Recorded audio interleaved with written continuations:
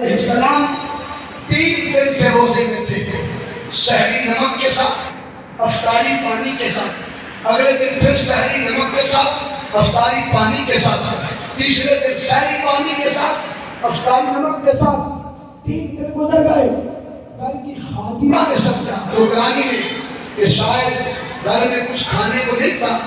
آپ نے جب سوچا کہ دن ضائع کیا کرنے، روزہ رکھ لیتے ہیں، تو یہ مجبور ہے روزہ رکھ لیا۔ 3 دن گھر میں کھانے کو بھی کچھ نہیں تھا۔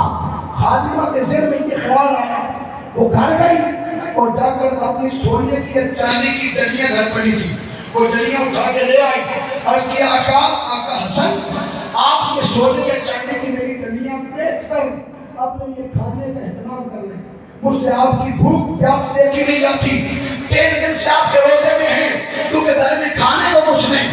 امام حسن چلاک میں آ گئے، امام نے اپنا قدم مبارک اٹھا کر سبھی کے مارا، گھر میں پڑی ہر شے سونے کی بن گئی، ہر شے سونے کی بن گئی۔ آپ نے فرمایا یہ فقر اختیاری نہیں، یہ فقر اختیاری ہے، ہم چاہیں تو ساری کائنات کو سونا بنا کے قدم میں دیتے ہیں۔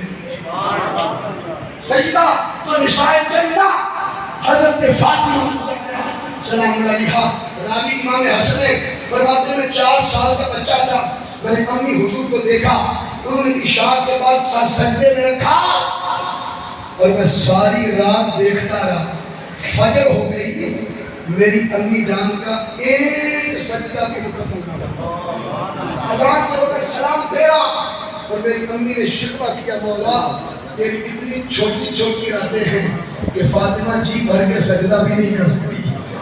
اس حدیث کے عشاء کے قریب کے سجدے کے راوی بھی امام حسن ہے اور فجر کے قریب سجدے کے راوی بھی امام حسن ہے۔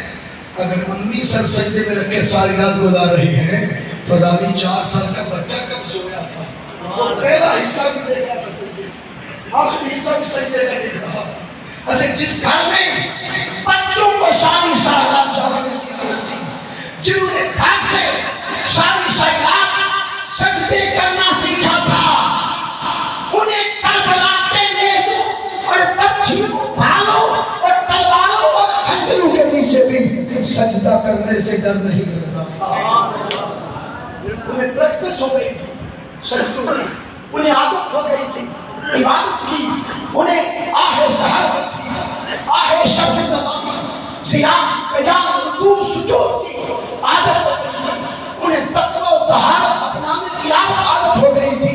مقام جسد، مقام قلب، مقام روح، مقام سر، مقام خفی، مقام اخفا، اللہ کی عطا حضور کی عادت ہو گئی تھی۔